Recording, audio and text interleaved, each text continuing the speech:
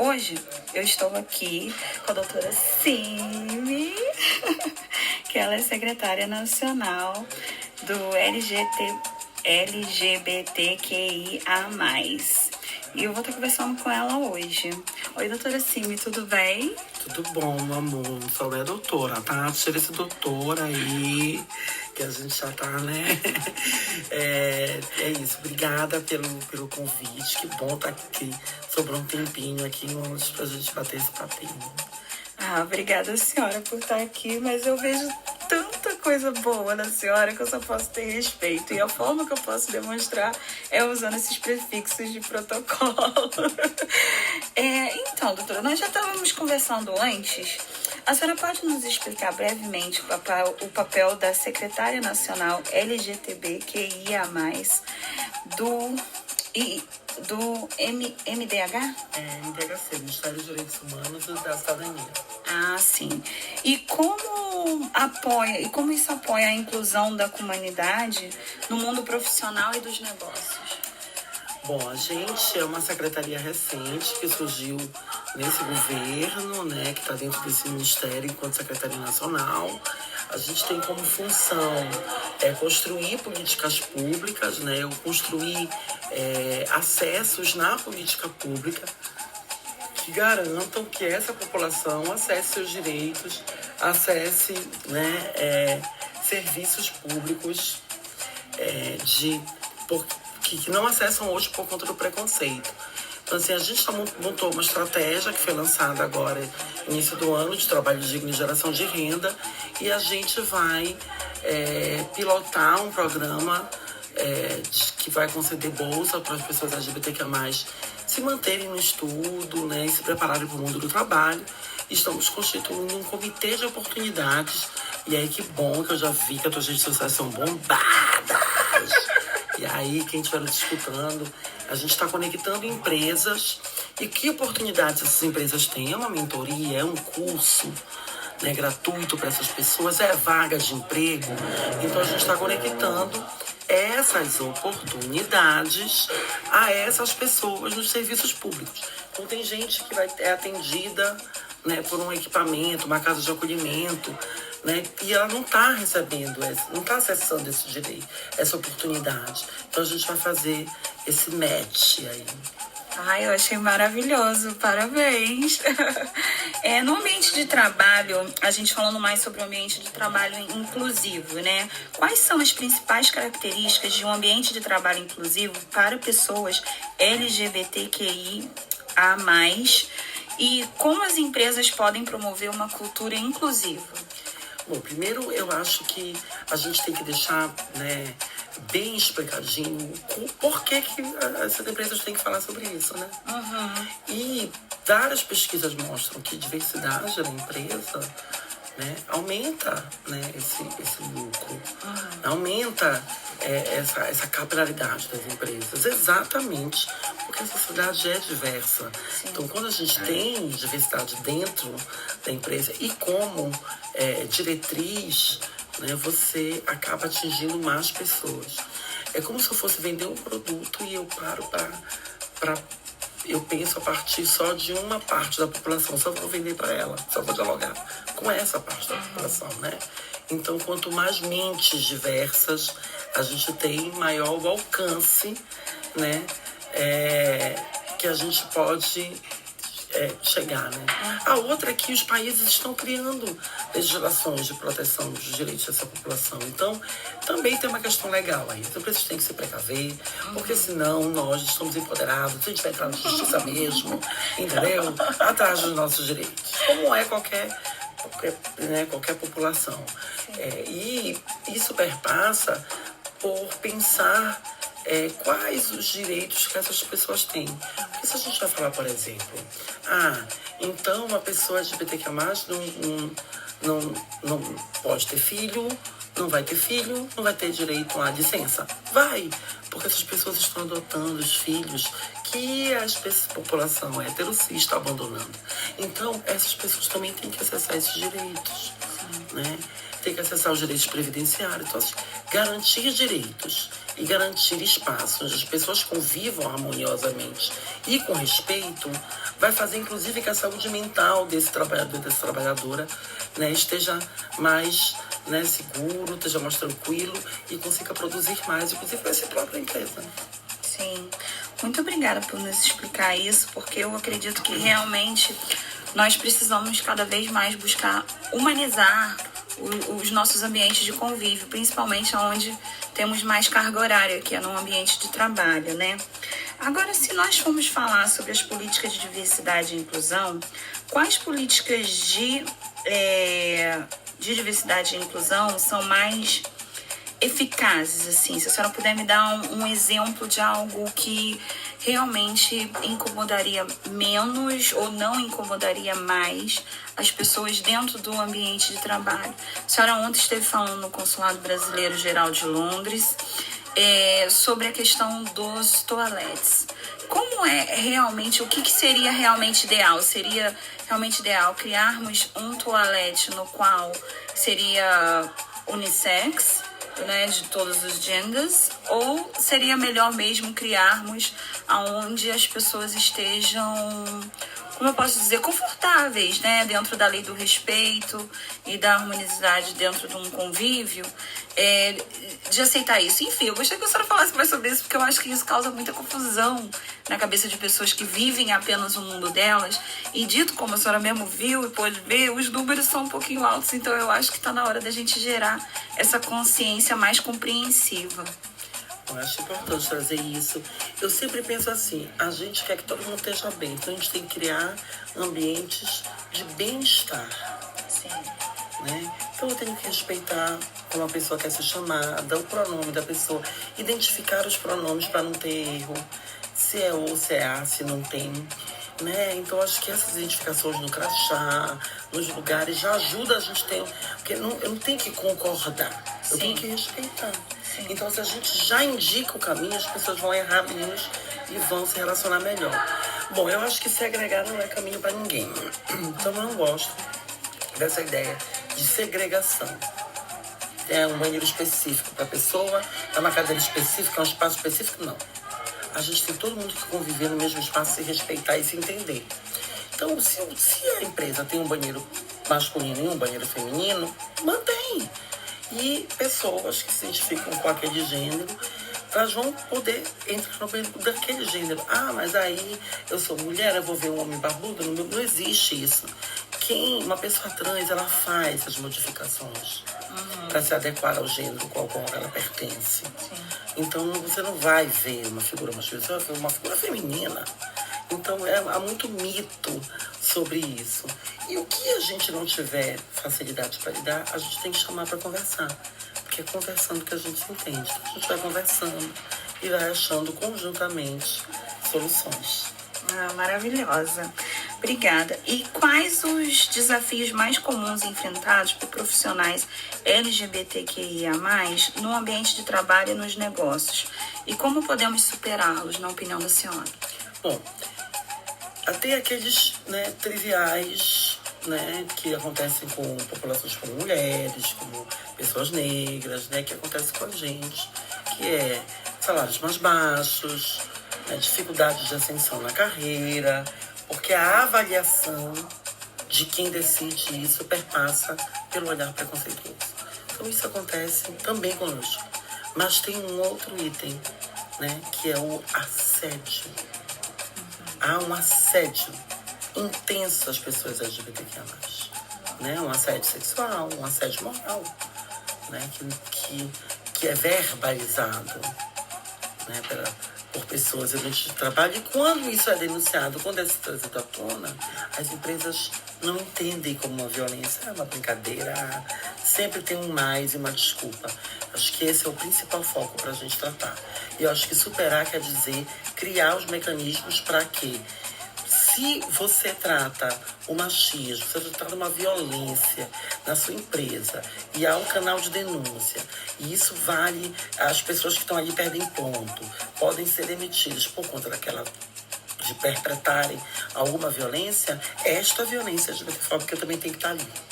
E as pessoas têm que entender como é que faz para enfrentar elas, assim como todas as outras. Então eu acho que o primeiro passo é reconhecer a LGBTfobia como uma violência, né? E introjetar nos seus caminhos, tal qual as outras violências. Não queremos nada específico. O tratamento que se dá a todas as violências tem que ser dado a esta. Entendi. E qual é a importância do treinamento e da sensibilização dos funcionários em relação às questões LGBTQIA+. Quais são as melhores práticas para implementar esses treinamentos, na opinião da senhora? Bom, tudo na vida é um pacto. A sociedade é um pacto. A gente diz, vamos atravessar na faixa. Vamos atravessar na faixa. Tem que esperar o sinal vermelho. Tudo é uma negociação. E a gente, em sociedade, decide as regras. E a gente vai mudando essas regras conforme o período vai passando. A gente vai, né, identificando que alguma coisa pode melhorar e vai melhorando. É a mesma coisa. É a mesma forma, né? A gente precisa fazer os pactos necessários. Qual é o pacto que a gente vai fazer para não ser violenta? Qual é o pacto que a gente vai fazer para se respeitar? Tu não precisa aceitar. É por isso que é importante formar as pessoas. Porque a gente tem que chegar numa negociação. E é uma negociação maior, na minha opinião, vamos nos respeitar. Você não precisa aceitar. Tem um monte de coisa que a gente não gosta. Eu não gosto de acordar todo dia cedo e ter que trabalhar. Entendeu? Mas é uma regra. A gente, para que a sociedade gire, é a mesma coisa. E, em geral, às vezes você tem uma regra e as pessoas não cumprem. Por quê? Porque os fiscalizadores da regra, ou, né, os atendentes, né, as pessoas que vão atender, as pessoas que vão se relacionar com as pessoas, elas têm os seus preconceitos. Então, a gente tem que ter a regra e tem que ter a sensibilização, que não é uma imposição, é uma negociação social. Então a gente vai chegar com a pessoa e dizer, vamos nos respeitar aqui pra gente não brigar. O que a gente vai fazer pra não brigar? Você chama pelo pronome da pessoa, né? Depois, se você quiser, sabe, chegar em casa, reclamar da pessoa, desejar, jogar energia negativa pra ela, você faz. Mas a regra social é essa. E aí, por isso é importante nos formar, para que essa violência não aconteça. Né? Para que a gente entenda qual é o pacto que nós vamos ter para o respeito entre nós. Isso vale para todo mundo, para LGBTQIA+, para as religiões, para as pessoas, para os gêneros, para tudo. Muito bom, obrigada. Está sendo muito bom estar com a senhora e eu agradeço por esse momento, que eu acredito que realmente a gente precisa se educar e não importa se nós vamos chegar no nosso ambiente íntimo e falar sobre de forma negativa, mas que nós possamos realmente estar mais próximos de uma Etiópia, né? Agora, se nós formos falar sobre a legislação e proteção legal, quais são as proteções legais existentes no Brasil para profissionais LGBTQIA+. Como as empresas podem garantir que estão cumprindo essas leis? Bom, no Brasil hoje já se reconhece o casamento. E com o casamento você tem sempre um direito. Você tem direito à adoção, você tem direito à previdência, todos os direitos que qualquer casamento tem, né? Sim. Então a gente tem que se adaptar a isso. Nós temos hoje, o STF já reconhece a violência como crime, então não pode tratar mal as pessoas, né? Tem que se ajustar. E é como eu disse antes, é fazer o mesmo que se faz para todas as outras violências, para todos os outros direitos. Né? Então a gente tem que olhar essa lei. Primeiro, a violência contra essas pessoas é crime, então não pode ter assédio moral, não pode ter violência, né? Há um reconhecimento para o casamento, então todos esses direitos eles têm que ser. E o nome social também é um direito conquistado, né? Tem decreto, tem auto-reconhecimento de gênero, de autodeterminação de gênero pela STF. Então a gente tem que olhar para essas decisões e aplicar como a gente faz com os outros direitos. Sim. Agora, a senhora poderia contar pra gente alguma história de sucesso? No seguinte, se a senhora poderia compartilhar algumas histórias de sucesso de empresas que implementaram políticas inclusivas e viram benefícios significativos. Eu não sei se eu consigo citar uma empresa, porque a gente vai falar o nome da empresa, né? Mas eu posso citar as experiências, né? Tem empresas que, né, introjetaram pessoas, sobretudo pessoas transgêneras, que são aquelas que têm mais dificuldades. Eu acho que tem uma coisa em especial as pessoas transgêneras. É uma população, né? Nós somos uma população que tem muita rejeição na sociedade e que agarra as oportunidades. Então, as pessoas trans são as pessoas mais fiéis que você vai ter no ambiente corporativo. Porque ela não vai largar aquela oportunidade. Se ela é bem tratada, se ela é respeitada, se ela consegue ter a sua autonomia, a sua dignidade, ela vai valorizar muito esse espaço que garantiu a sua dignidade. Então não há profissional mais confiante, mais de confiança do que uma pessoa transgênera. Então eu acho que essa é mais do que um exemplo, é uma mensagem de como a gente pode, né, ter ganhos com esse investimento em pessoas que são excluídas socialmente. É muito bom a gente ter esse conhecimento, ainda mais nós que somos empresários, porque isso também nos ajuda a entender a necessidade, né, de dar essa oportunidade, né? Qual é o papel das redes de apoio e programas de mentoria para o desenvolvimento profissional de pessoas LGBTQIA+. E como as empresas podem fomentar essas iniciativas de forma direta e conclusiva? Bom, eu acho que a gente tem que identificar essa população. Quando a gente identifica essa população no ambiente corporativo, elas conseguem se aglutinar, elas conseguem se encontrar, né? Então, eu tenho que falar com orgulho, já que a gente adora falar de orgulho, né? A gente tem que falar com orgulho. Eu tenho orgulho de ter isso inclusivo, tenho orgulho de ter essas pessoas comigo. Então, isso faz com que elas se encontrem e elas criem espaços de diálogo, né? Eu acho que introjetar isso no cotidiano, né, dessa empresa também é muito importante, porque essas pessoas conseguem se encontrar e constituir redes de apoio entre elas, né? Então, tem empresas que têm programas internos de mentoria, por exemplo, essas pessoas, estímulos ao ensino, né, dessas pessoas, porque há uma baixa escolaridade dessa população. Mas, sobretudo, quando você anuncia que você tem essas pessoas, você tem orgulho de tê-las consigo, você faz com que elas se encontrem, e não há nada mais potente que o encontro. É se encontrando, é estando juntas que a gente consegue constituir redes poderosas. Ai, muito bom ouvir isso. E a senhora, agora vem uma pergunta que sai até um pouquinho aqui do script que eu fiz para a senhora. Mas a senhora acredita que, porque nós falamos muito, nós fomos falar sobre negritude, sobre os negros, muitas pessoas às vezes impõem na rede social, principalmente, que eu sofri preconceito reverso, ou eu sofri racismo reverso.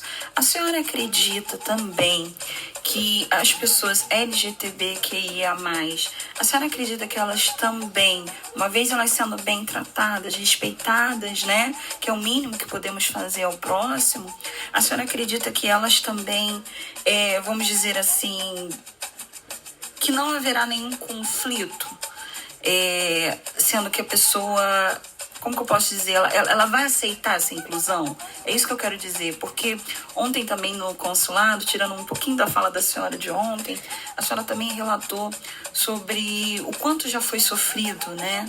Quanto essas pessoas já sofreram, e o que elas trazem hoje são machucados, né? São feridas até, né? Então, como que a senhora vê essa questão? Assim, a senhora acredita que essas pessoas realmente vão aceitar esse acolhimento e serem tratadas com essa naturalidade? Olha, eu nunca vi alguém rejeitar o acolhimento, né? Às vezes a sua dor faz com que você fique um pouco arredia, mas o acolhimento, ele desarma tudo isso. O que eu acho importante é a gente entender que nós também somos seres humanos. Nós também carregamos nossos preconceitos. Nós também vamos errar. A gente não está imune ao erro. A gente não está imune a ter outros preconceitos e agir com outras pessoas com preconceito, porque nós somos fruto dessa sociedade. Então, nós não estamos num patamar de, nós somos as perfeitas. Não. A gente só não quer que essa violência aconteça conosco. né? Então a gente também está suscetível a um diálogo. E é esse diálogo que é a fórmula para que a gente supere tudo isso. Então, não há... Se eu não entendo, e se eu não entendo, eu sou travesti, mas se eu não entender alguma coisa sobre uma pessoa com deficiência, eu tenho que perguntar. Reconhecer a minha ignorância é o primeiro passo para humanizar essa relação e me humanizar. Então, a minha humanidade, a essência da humanidade é: nós temos capacidade de aprender, nós temos capacidade de melhorar. Nós somos um animal que tem capacidade evolutiva. Então, por que a gente não usa isso? Então, o primeiro passo é reconhecer a sua ignorância. E o segundo passo é estar disposta a mudar. Não tem coisa mais bonita, potente, tem coisa mais humana do que isso. Não tem.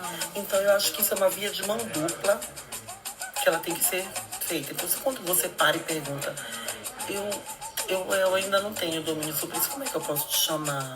Como é que eu posso tratar? Você está disponibilizando a outra pessoa a oportunidade de dialogar com você e de te ensinar. Então, né, não tem por que não aceitar isso. Eu tô muito assim, eu tô deslumbrada com a senhora, porque a forma que a senhora fala é de uma mãezona, sabe? E esse é o primeiro contato que eu tô tendo, não somente com uma pessoa que tem uma posição política social, mas também uma pessoa assim tão aberta a de fato dizer para a sociedade: olha, é assim que nós somos, é assim que nós queremos ser tratadas, e aí coloquem, por favor, em seus ouvidos todas as suas genders, né, todos os seus gêneros. Mas agora eu quero perguntar para a senhora, que conselhos a senhora daria para profissionais LGBTQIA+, que possam estar nos ouvindo e que estão entrando no mercado de trabalho ou buscando crescer em suas carreiras? Saiba, não se iluda. A gente tem que provar 3 vezes mais. Até o momento em que a gente já provou tanto que a gente vai exigir de volta. Esse momento vai chegar. Tenha paciência. Mas agora, se você está entrando, tem uma oportunidade, agarre. E não deixe nenhum dia de se esforçar para mostrar. O que às vezes é óbvio. Mas nós temos que sempre provar a obviedade. Não esmoreça. Não pestaneje. Não durma no ponto. Né? Todo dia acorde e saiba: hoje eu vou provar para a cisgeneridade, para a heteronormatividade, que eu sou capaz. Infelizmente é isso. E não desista de fazer isso. É cansativo, mas vai ter um dia que esse retorno vai chegar. E quando ele chegar, vai ser extremamente prazeroso. Até lá, acorde e lembre: hoje eu vou ter que mais uma vez provar que eu sou capaz e que eu mereço estar aqui. Uau! Acredito que isso vala também. Eu tô muito assim, porque, gente, vocês não sabem o que é estar de frente com essa pessoa maravilhosa e que traz tanta positividade, tanta garra. Porque eu acho que a positividade sem uma ação, ela fica incumbida, ela não vai pra canto nenhum, né? Ela fica ali, restringida de fato a um resultado, né? Então, tudo isso que a senhora falou, eu só tenho a agradecer. A gente vai ficando por aqui agora. Quero desejar tudo de bom na caminhada da senhora e tudo que a senhora está fazendo, realizando e conquistando. Quero lhe dar os parabéns por ter chegado até aqui e esperamos ter notícias de que a senhora chegará muito mais além e que a senhora também jamais desista e saiba que estamos aqui, Alô Brasília, tanto como canal de podcast, como empresa. Nós também estamos de braço aberto para tudo que a senhora precisar. Nós estamos a dispor, viu? Eu que agradeço, meu amor, por essa disponibilidade, o carinho que vocês estão comigo aqui hoje desde ontem. Eu quero dizer que eu não quero ser a única, eu não quero chegar mais longe. Eu só quero que outras como eu cheguem em algum lugar. Não precisa ser o topo, mas que seja um lugar que tenha dignidade, que possa ter autonomia. Porque assim, a gente nunca vai parar de enfrentar o preconceito. Mas pelo menos dignidade, de ter um teto, de ter um lugar, sabe? De poder pagar suas contas. Eu só quero que outras cheguem nesse lugar, sabe? E aí eu tô em Londres, bebê, e eu vou aproveitar, querida. E eu vou me jogar que eu não tô morta. E que a gente merece também, né? Não é só sobre trabalhar o tempo todo, não é só sobre, né, militar o tempo todo. A gente é humano, a gente quer aproveitar a vida e que todo mundo merece. Sim. Obrigada, foi um prazer.